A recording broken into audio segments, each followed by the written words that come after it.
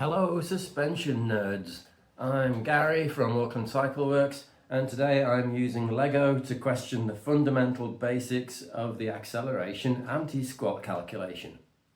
So imagine a beam or a swing arm if you like. It's connected at one end and free to rotate about that point.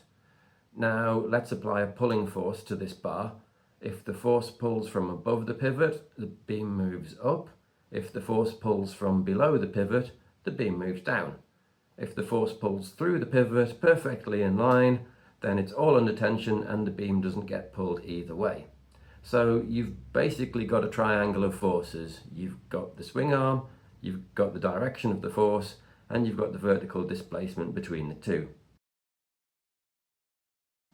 Now, mountain bike and motorbike rear suspension doesn't work like this because there's a drive cog at the back.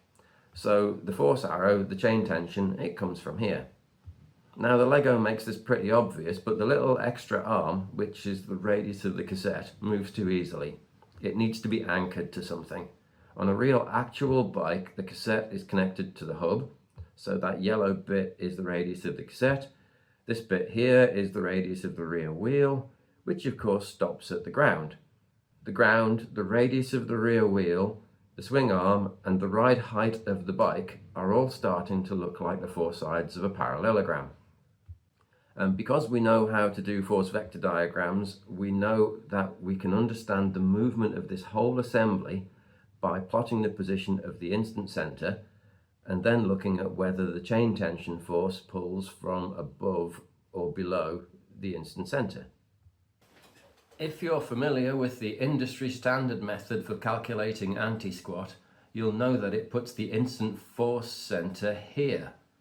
So if the industry standard anti-squat model is constructed as though it's a triangle of forces rather than a parallelogram, what does that say about the instant center? They're digging in the wrong place.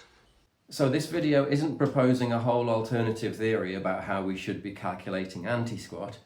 It's just a critical and alternative way of looking at the core mechanical principle that the anti-squat theory is built on. Do any of you lovely suspension nerds want to do a PhD on this?